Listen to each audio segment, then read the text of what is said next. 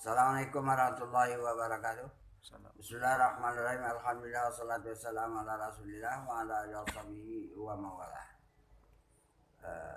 Saudara-saudari yang mendengar dalam acara kisah Nabi Adam ini, mari kita sama-sama membacakan surah Al-Fatihah. Semoga kajian ini mendapatkan keberkatan dari Allah SWT. إلى حضرة النبي المصطفى محمد صلى الله عليه وسلم وعلى آله وصحبه وسلم ولآبائنا وأمتنا ومشايخنا ولجميع المسلمين والمؤمنين أجمعين إلى روح النبي آدم عليه السلام. الفاتحة. أعوذ بالله من الشيطان الرجيم. بسم الله الرحمن الرحيم. الحمد لله رب العالمين الرحمن الرحيم مالك يوم الدين إياك نعبد وإياك نستعين اهدنا الصراط المستقيم صراط الذين أنعمت عليهم غير المغضوب عليهم ولا الضالين. Allahumma ftana khairan. Allahumma zidna ilman. Bersambung pada kisah Nabi Adam, diriwayatkan oleh ahli tafsir, tatkala sudah matinya Habil dibunuh oleh Qabil, kemudian Allah menganugerahkan kepada Nabi Adam alaihissalam dan Siti Hawa beranak seorang laki-laki. Dinamakan dia Syis. Dalam tempo beberapa tahun, maka Syis ini pun besarlah. Adam sangat kasih kepadanya. Perangainya dan akalnya pun sangat baik. Dan pada segala anak cucu Adam yang sudah ada, Syis inilah yang nampak sebagai pewaris agama dari Nabi Adam. Lagi pula ia sangat takut kepada Allah Ta'ala, maka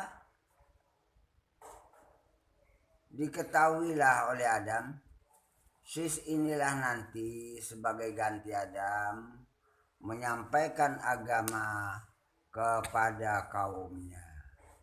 Oleh karena itulah Adam sangat mengasihinya. Pada suatu hari Adam pun sakit dan teringatlah Adam akan makanan surga. Dan Nabi Adam pun menangis sambil berkata kepada anaknya Syis, "Hai anakku, mohonkanlah kepada Allah supaya Allah menganugerahkan kepadaku makanan buah-buahan surga." Sahut Syis, "Hai bapakku, sebenarnya yang paling pantas dan paling cukuplah kiranya untuk berdoa itu bapak sajalah yang berdoa kepada Allah Ta'ala. Maka bapaklah yang terlebih baik berdoa daripadaku," kata Nabi tadi. Kata Adam, "Aku telah jadi malulah kepada Tuhanku karena aku ini telah berdosa kepadanya. Maka untuk berdoa aku tak sanggup." Maka pergilah Syis ke atas bukit. Setelah sampai, maka ia pun berdoa kepada Allah dengan ucapannya, "Ya Tuhanku, bahwa Engkau jua Tuhan yang amat mengetahui segala sesuatu. Ya Tuhanku, anugerahi kiranya akan khalifahmu Adam buah-buahan yang di dalam surga, karena sangat hasratnya bapakku itu untuk memakannya." Maka pada ketika itu juga turunlah Jibril dan seorang bidadari membawa suatu tempat buah dari emas merah yang bertatahkan manikam. Dan di atas talam itu ada 10 macam buah-buahan surga. Pertama, zabib, yakni kurma yang masih basah. Kedua, anggur. Yang ketiga delima. Yang keempat buah bidara. Yang kelima limau manis yang tidak berbiji. Keenam kurma kering. Ketujuh ancih. Ini kita nggak paham. Nah ya. Kedelapan kamandiki. Ini pun kita nggak paham buahnya macam mana. Kesembilan betik atau pepaya. Kesepuluh manggis. Ini buah-buah ini asalnya buah surga semua. Bidadari yang membawa buah-buahan itu memakai sutra yang tipis. Dan rupa bidadari yang membawa buah-buahan itu sangatlah elok dan indah. Dan di jarinya memakai cincin yang bercahaya-cahaya, yang gilang-gemilang warnanya. Maka Jibril pun berkata kepada Sis, kembalilah engkau kepada bapakmu, wahai anak Adam. Maka Sis pun kembalilah kepada bapaknya. Dan duduklah di sisi bapaknya yang sedang sakit itu. Berkata Nabi Adam, manakah buah kayu yang di dalam surga yang kau pohonkan kepada Allah itu? Maka sahut Sis, Jibril telah menyuruhku supaya aku kembali kepada bapakku. Dan seketika itu juga Jibril pun datang beserta bidadari yang membawa talam yang berisi buah-buahan itu. Lalu dihantarkanlah talam itu, yakni tempat buah-buahan itu, ke hadapan Nabiullah Adam alaihissalam. Berkata Jibril, ya Nabiullah, itulah bidadari yang dianugerahkan Allah untuk anakmu Sis itu. Karena anakmu yang banyak itu sudah ada masing-masing jodohnya. Sedangkan anakmu Sis ini tiada berjodoh ia. Dan bidadari ini itulah nanti menjadi istrinya yang dikawinkan Allah Ta'ala kepadanya.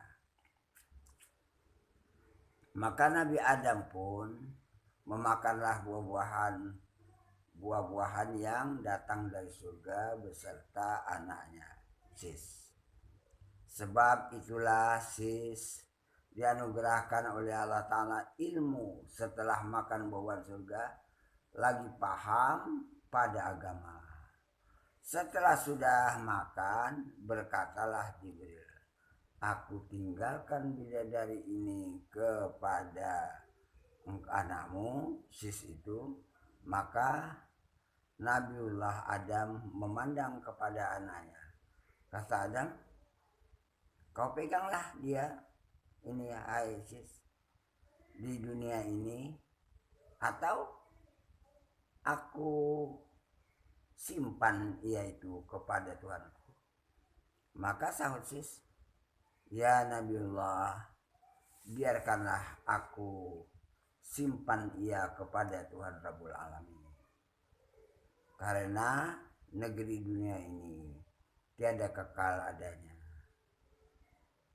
Insya Allah sebaiknya aku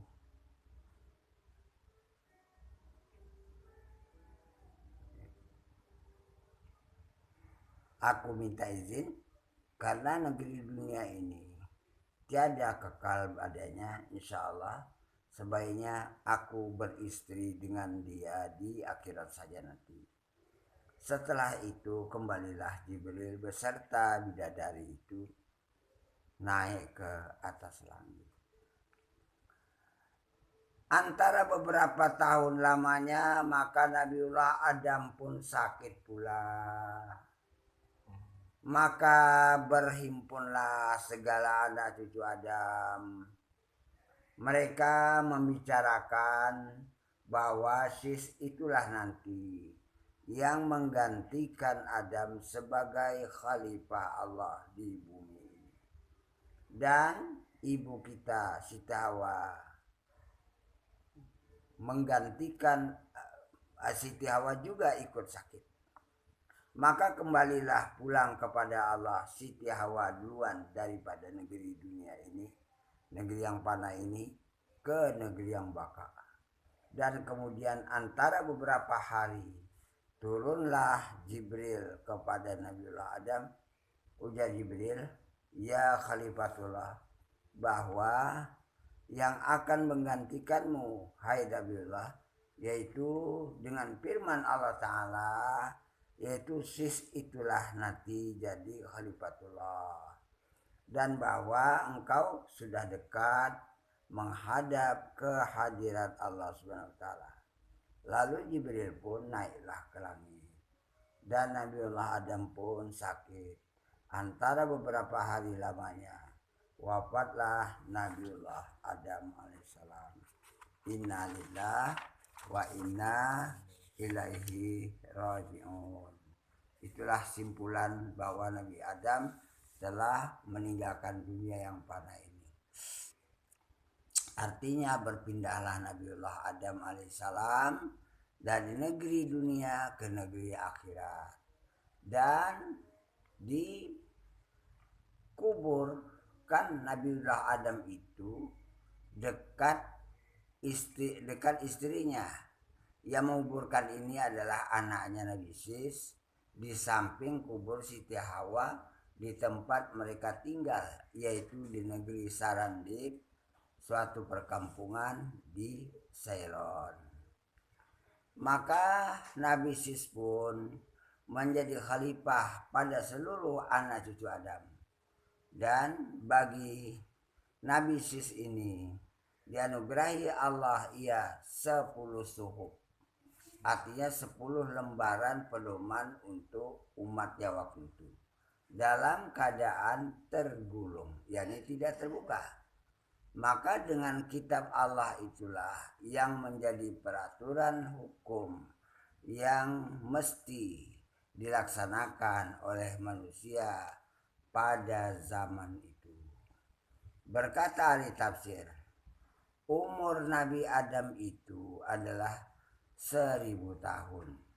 Setelah wafat ia, maka Nabi Sislah penggantinya. Dan bagi Nabi Sis ini beranak, ada rezekinya, seorang laki-laki namanya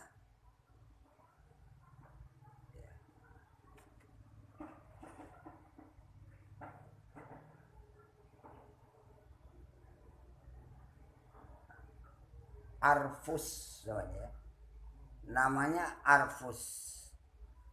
Umurnya 1000 tahun. Umur Nabi Sis 1000 tahun lamanya.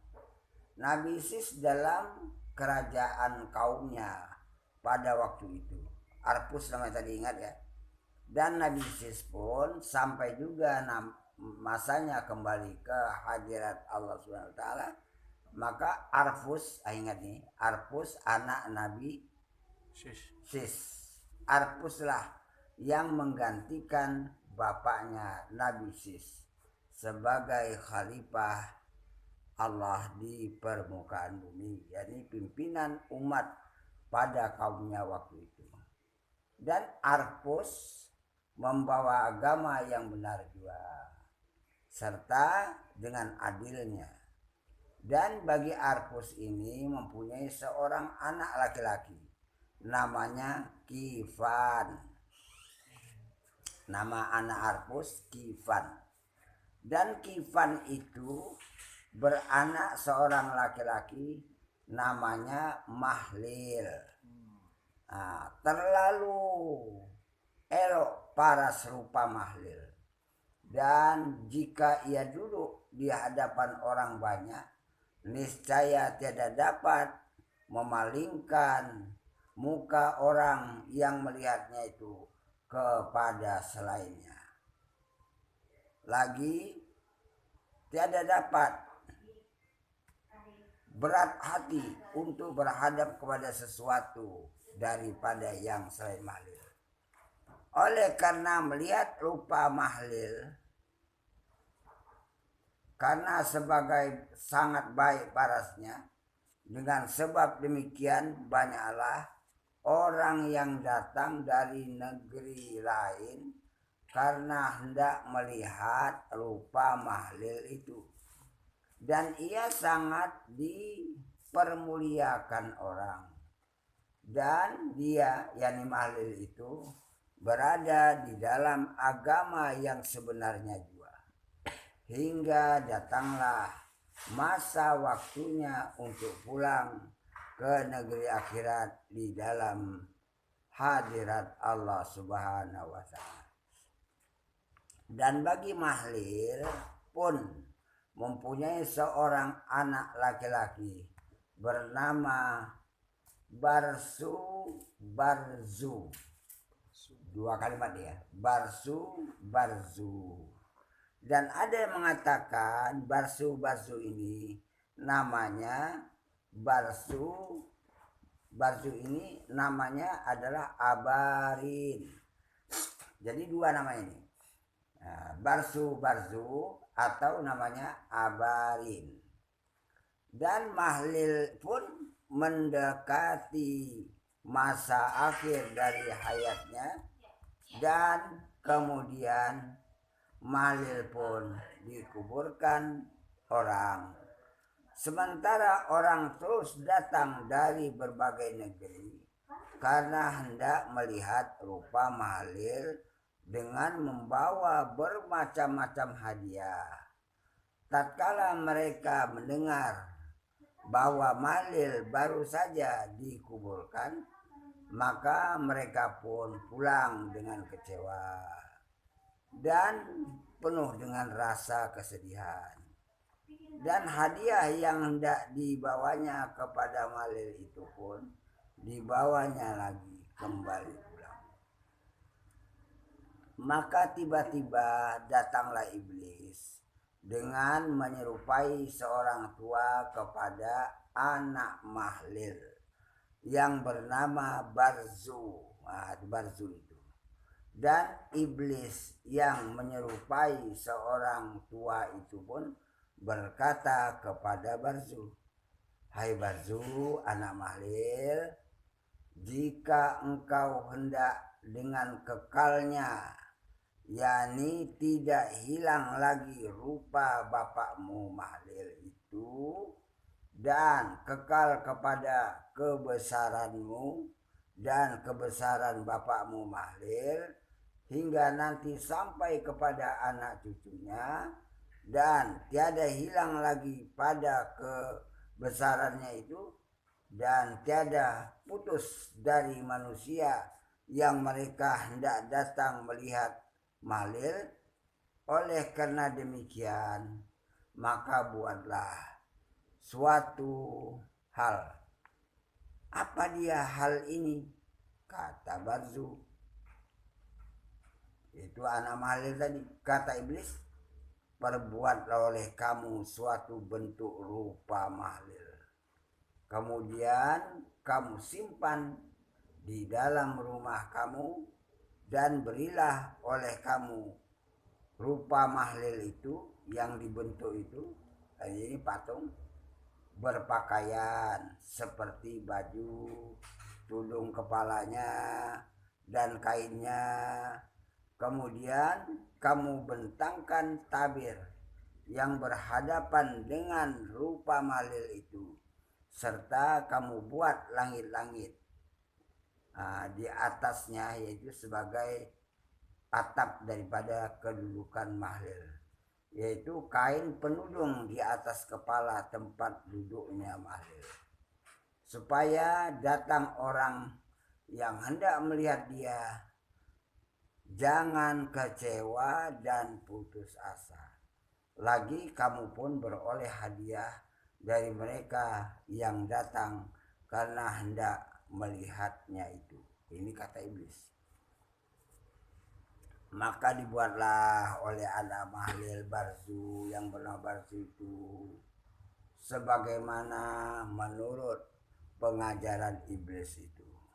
Kemudian setelah itu apabila ada yang datang dari negeri yang jauh hendak melihat Mahlil, maka patung rupa yang dibuat seperti rupa Mahlil itu, maka patung itulah yang dibuat untuk dilihat oleh orang yang datang dan ditunjukkan oleh anak-anak cucu Mahlil.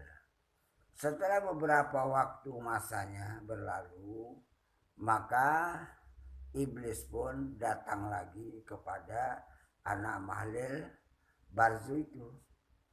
Maka kata iblis, bahwa aku datang membawa berita kepada kamu, yaitu rupa Mahlil inilah yang disembah kamu sekalian. Maka disembahlah oleh mereka itu akan rupa Mahlil, yakni patungnya. Maka apabila datang orang dari berbagai negeri kepada anak Mahlil, yakni Barzu, maka anak Mahlil itu pun berkata kepada orang-orang yang datang hendak mengunjungi Mahlil itu, kata anak Mahlil, raja kamu pun menyembah rupa Mahlil ini. Dibilangnya begitu. Nah, kenapa kalian tidak menyembahnya? Maka jadi masyhurlah di dalam dunia ini kebanyakan manusia menyembah berhala. Dan Allah menganugerahkan kepada Mahlil ini seorang anak yang meneruskan dakwah agama Allah ini. Selain dari yang telah disebutkan di atas tadi, yaitu namanya Akhruj, disebut dengan nama Idris alaihi salam. Sekianlah, insya Allah nanti akan bersambung kepada Idris alaihi salam yang namanya Akhruj, anak jadi cucu anak dari cucu Mahlil. Insya Allah bersambung. Nanti akan ditulis juga keturunannya sampai nanti Nabi Nuh. Sekian saja. Assalamualaikum warahmatullahi wabarakatuh.